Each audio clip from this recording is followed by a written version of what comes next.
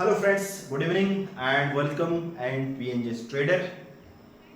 हमारा Elliott wave series चालू है और टेक्निकल एनालिसिस का सीरीज चालू है, लेकिन मैं आपको इसमें बता रहा हूं आपका इलियड वेव सीरीज। ठीक है, ये हमारा तीसरा लेक्चर है ऑन इलियड वेव। तो आज का जो टॉपिक रहने वाला फ्रेंड्स, वो रहने वाला आपका psychology of Iliad wave. This is the most important point of view. ठीक है, अगर आप स्टॉक बाजार में आ रहे हो, अगर आप इलियड वेव नहीं सीखा तो फिर आपने कुछ नहीं सीखा फ्रेंड्स। ठीक है, तो हमारा टॉपिक रहने वाला है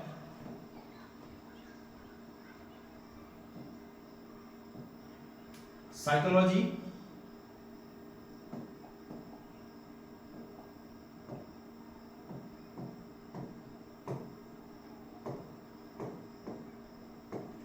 psychology of Iliad wave.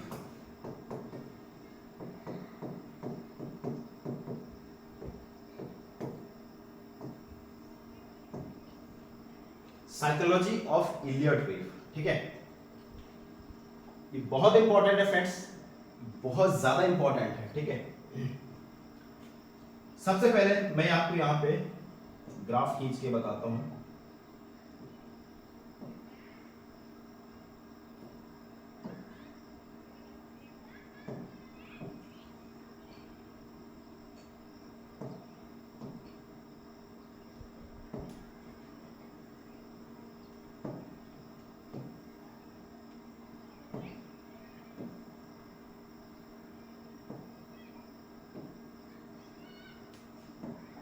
Fine. This is the complete Iliad wave. Start from zero. Consider one, second, and third wave, fourth wave, and fifth wave. This is the complete mono wave. Complete motive wave from this to this level. At this level, this is A, this is B, this is C. This is the corrective phase. This is corrective phase, right? And this is motive phase. Motive phase. तो जो complete cycle बनती है motive phase plus corrective phase, this is the complete Iliad wave. तो total अगर कोई पूछेगा total wave कितनी रहती है, तो टोटल इसमें 8 वेव रहती है। 1 2 3 4 5 6 7 8। These are the motive waves and A B C is the corrective wave. अगर कोई स्टॉक मार्केट में कोई स्टॉक्स है, इंडेक्स अगर यहां से स्टार्ट होता है अपने टॉप पर जाएगा, उसके बाद उसका करेक्शन फेज बनेगा। ठीक है, जो फ्रैक्टल बनते हैं, जैसे मैंने आपको बताया है फेज के, उसके अंदर बहुत सारे पैटर्न्स होते हैं। करेक्ट, अब ये करेक्टिव है तो करेक्टिव में आपका फ्लैट पैटर्न्स हो सकता है, जिगजैग हो सकता है, ट्रायंगल पैटर्न्स हो सकता है। ठीक है, इसमें आपका impulse, this is the impulse phase, this is the impulse impulse impulse. ये तुम्हारे क्या है 1 3 and 5 and 2 and 4। यहां पे लिख देता हूं मैं, यहां पे 1 3 5 are the impulse wave and 2 and 4 are the corrective। इस कंडीशन की बात हो रही है। ठीक है, अगर मैं करेक्टिव फेज की बात करूं, ये जो करेक्टिव, तो ये तुम्हारा इम्पल्स, इसको मैं मान के चलिए हमारा ए, ये हमारा 1 और ये हमारा 1 2 and 3। इसको मैं डैश डैश डैश, तो इसमें 1 और जो 3 है वो हमारे यहाँ पर इम्पल्स हो गया, एंड जो 2 वाला है वो हमारे यहाँ पर करेक्टिव हो गया। ये ऊपर हो गया, ये ट्रेंड के हिसाब से हमारा करेक्टिव हो गया, और these are the 1 dash and 3 dash are the, this is the complete structure of the Elliott. अब डिपेंड करता है कि फ्रेंड्स हमारा साइकिल, हमारा साइकोलॉजी क्या है। वेव 1 बन रहा है तो क्या साइकोलॉजी है, वेव 3 बन रहा है तो क्या साइकोलॉजी है, वेव 2 बन रहा है तो क्या साइकोलॉजी है, वेव 4 बन रहा है तो हर वेव में एक साइकोलॉजी छिपी है फ्रेंड्स, ठीक है।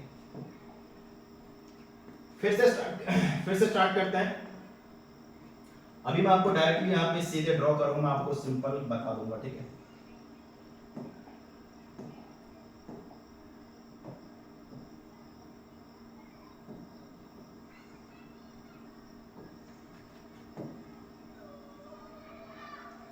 राइट, यहां पर हमारा वेव 1 बनता है। ये फ्रेंड जो हमारा वेव 1 है, मार्केट होगा क्या, मार्केट यहां से डाउन ट्रेंड हो रहा होगा। यहां से मैंने आपको बोला डाउ के अकॉर्डिंग यहां पर ये ब्रेकआउट किया, तो ये हमारा वेव, तो जो वेव 1 बनेगा फ्रेंड्स, हमारा जो वेव यहां पर, हमारा जो वेव 1 बनेगा, वेव 1 की कंडीशन क्या होगी, यहां पे आपका बिग इन्वेस्टर, मैं आपको एक और दे देता हूं, ठीक है। वेव 1 में, वेव 1 की क्या साइकोलॉजी रहेगी, big investor, big investor are buying और accumulation, big investor are buying और एक्यूमुलेशन। बड़े लोग जो बड़े प्लेयर होते हैं, इन्वेस्टर, FIDs, वो बॉटम, क्योंकि स्टॉक्स बॉटम बना चुका होता है, ठीक है। सेकंड होता है फ्रेंड्स इसमें रिटेलर, यहां पे जो रिटेलर होता है वो यहां पर सेलिंग कंटिन्यू करता है, उसको डर लगता है कि यार भाई और कहीं मार्केट नीचे नहीं चला जाएगा, वो पूरा अपना पोर्टफोलियो बना करके पूरा सेल ऑफ कर देता है, वाइप आउट कर देता है, पूरा का पूरा पैसा अपना निकाल कर, डर लगता है। यहां पे मीडिया पैनिक करती है, मीडिया न्यूज जो रहते हैं, न्यूज चारों तरफ से बैड न्यूज आता है, बैड न्यूज, ठीक है, चारों तरफ से बैड न्यूज आता है, और बड़े लोग यहां पे big investor are buying this phase. Oh guys, समझ रहे होंगे आप। एंड सेकेंड फेज, इसकी बात होगी। अब हमारा वेव नंबर 2 की बात करते हैं।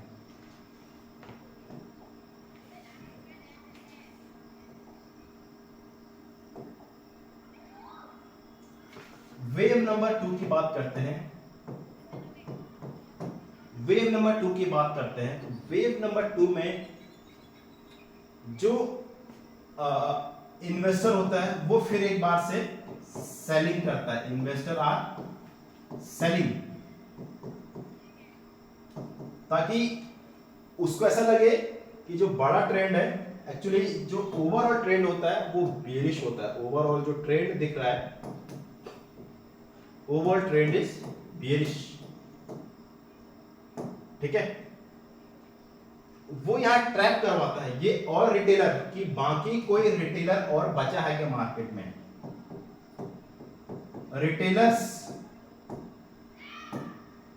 रिटेलर आर इन मार्केट और not,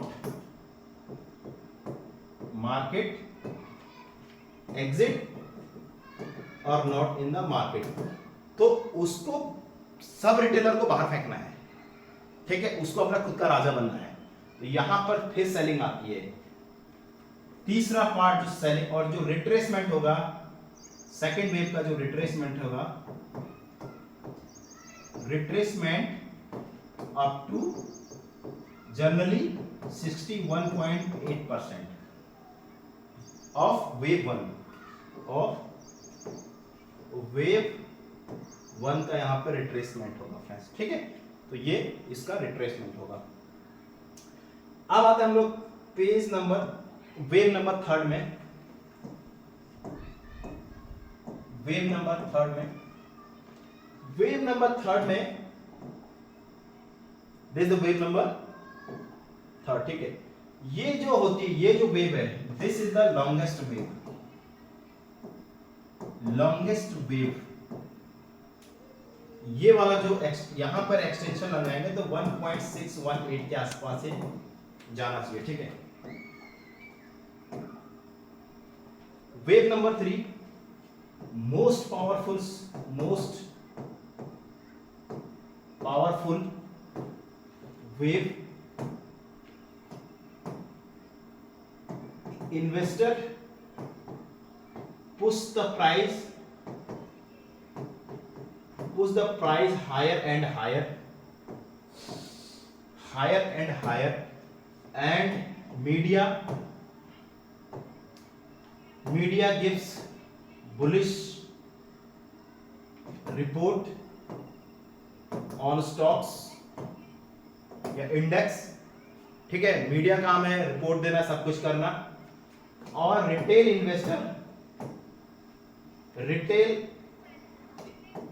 investor are entering in market, ठीक है। एंड इट, जिसका एक्सटेंशन है, ये यहां पर एक्सटेंशन तुम्हारा 1.618% ऑफ वेव 2 जनरली देखा गया जो at this is the longest wave, this is the longest wave of all impulse, right. तो तीसरी वेव जो होती है फ्रेंड्स, कभी भी अगर आप एज ए स्विंग ट्रेडर हो तो कभी भी हो तब तीसरी वेव को कैप्चर करिए। This is the longest wave all of them, first, 3 and 5, ठीक है। तो ये वेव थर्ड थी। उसके बाद हम आते हैं वेव नंबर 4 पे। This wave is the again retracement. तो ये रिट्रेसमेंट जनरली हमारा, ये रिट्रेसमेंट 61.8%, ये हमारा, और ये तुम्हारा 38.2% के आसपास आता है। और ये जो जाएगा ये तुम्हारा 0.618% के आसपास फिफ्थ वेव हमारा ये जाएगा, ठीक है। तो इस पर आते हैं, वेव नंबर 4 पर आते हैं। वेव नंबर 4 पर आते हैं। This is shallow correction,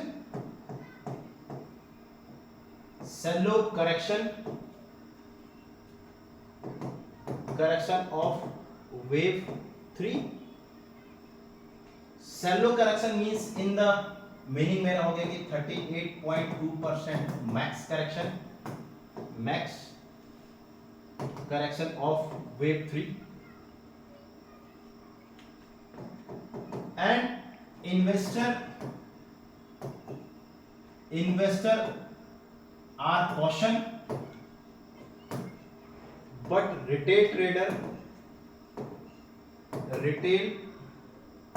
trader are hoping that they are missing the move या ट्रेंड। तो बड़े लोग क्या करता है कि जो बड़ा इन्वेस्टर होता है जिसने बॉटम में बाय किया, तो यहाँ पर कॉशन होता है, वो सेल ऑफ करता है, सेलिंग स्टार्ट करता है। और रिटेलर को लगता है कि यार वो कहीं मिस ना कर जाए, fair of missing out FOMO में, फेयर ऑफ मिसिंग आउट में वहां पर उसको लगता नहीं अभी तो प्राइस ऊपर जाएगा, ठीक है। And this is the last wave of up move, this is the wave 5th। This is the final leg. This is final leg of impulse या और motive wave, and it is equivalent या equal to wave 1 या और extension of wave 3 जो भी आएगा 0.618 के आसपास, जो मैंने आपको वहां पर बताया है, ठीक है। And divergence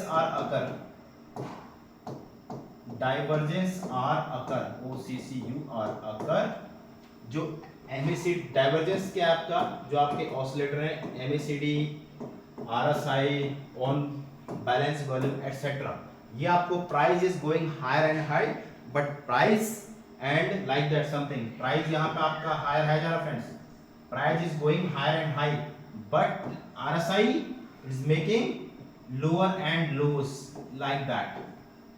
This is case, this case is the final leg of wave, that means wave 5। यहां से पता चलता है कि मार्केट रिवर्स हो गया है, ठीक है। This is the most important point of, this is the mind psychology, this is the psychology पे साइकोलॉजी क्या, वेव 1 वेव 3, ठीक है।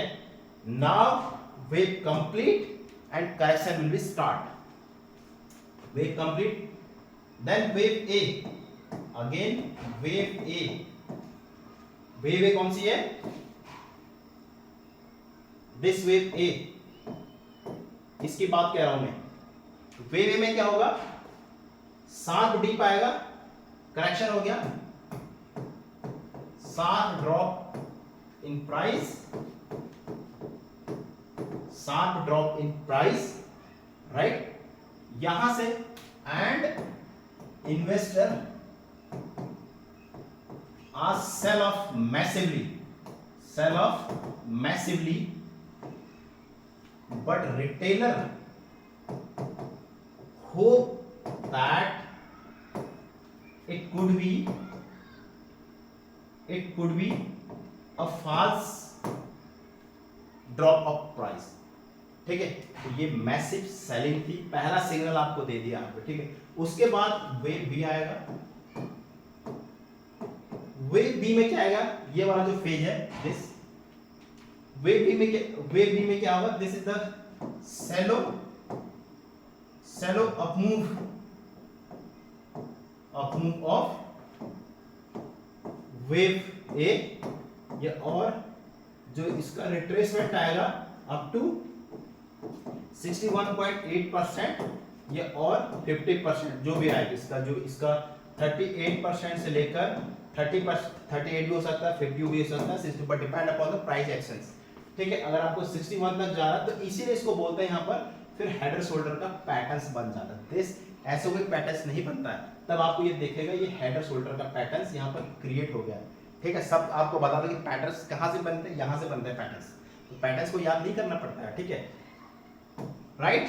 And last leg is the wave C, यहां पे क्लियर होगा, यहां पर आपका वॉल्यूम ज्यादा होगा। अगर आप देखोगे तो यहां पे जो लास्ट, ये जो फाइनल लैग में यहां पर वॉल्यूम ज्यादा हो, यहां पर वॉल्यूम ज्यादा हो, यहां पर वॉल्यूम कम होगा। Last is the, this is the last panic selling by the FIs, DIs like that, and investor hoping कि मार्केट ऊपर आएगा, और एंटायर जब, और लास्ट में जब बॉटम यहाँ पर price, when price reach at bottom, retailer entire portfolio sell off, फिर वही फेज यहां से चल गया जो फेज यहां पे होना था। कौन सा फेज चल गया फ्रेंड्स, यही फेज चल गया यहां पे, अगेन लाइक दैट समथिंग, ये this is a complete, and again start the wave and go on. This is a complete one cycle, this is complete one cycle, and start another wave, another cycle towards the up move। तो ये friends पूरा एक psychology था आपका wave के according, और बहुत कुछ बचा हुआ है वेव में, इतना इजी नहीं है समझाना, मैंने अब इतना पढ़ा रहा हूँ तो कुछ तो है। अब मैं आपको थोड़ा सा इसमें एक और बता दूं,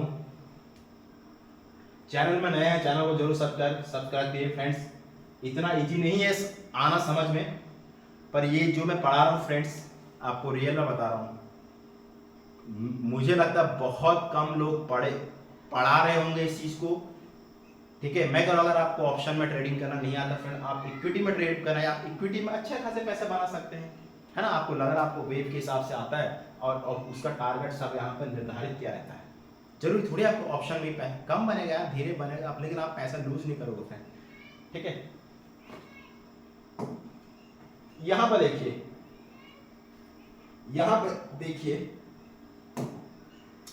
मैं आज भी इसमें इंटैक्ट हूं कि मुझे ऐसा लगता है फ्रेंड्स कि मार्केट एक बार इस हाई को टच करेगा। यहां पे मुझे ऐसा लगता है कि मार्केट यहां पे टच करेगा 26,277 के आसपास बिफोर क्रैश। ठीक है, तो यहां पर अगर मैं देखूं, ये चीज आपको फिर बता रहा हूं मैं, ये चीज हुई है, ये वाला जो चीज है, ये टैरिफ की वजह से हुआ। इस पे जो 20% एंड 20% और 80% टेक्निकल काम करता है, 20% टेक्निकल काम, दिस इज द एक्सेप्शनल।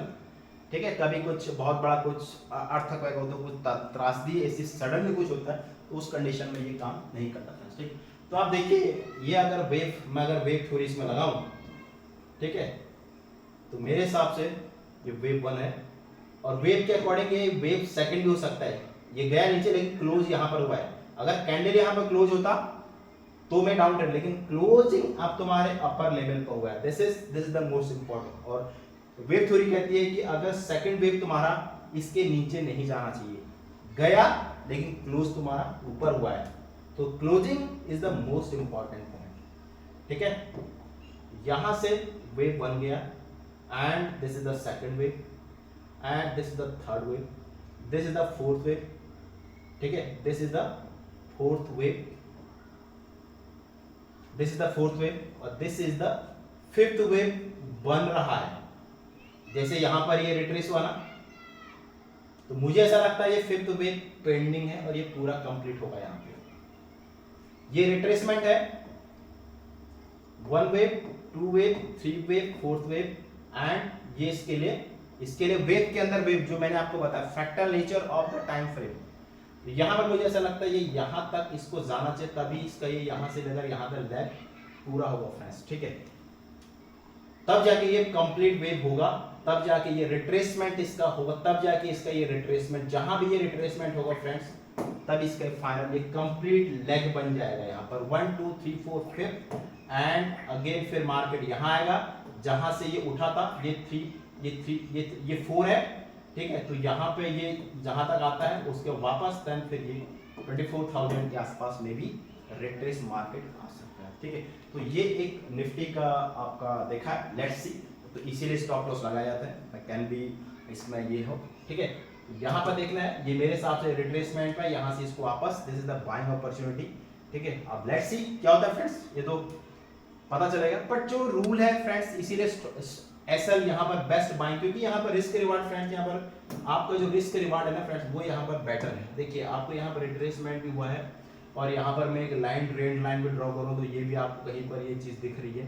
ठीक है, तो इसके आसपास, और यहाँ पर ओपन इंटरेस्ट 25,000 के आसपास ओपन इंटरेस्ट, यहाँ पे पुट ओपन इंटरेस्ट बहुत ज़्यादा है, तो मार्केट का 25,500 और 25,000 के आसपास ही पॉसिबिलिटी है। रिजल्ट आने वाले हैं, रिलायंस के रिजल्ट आने वाले हैं।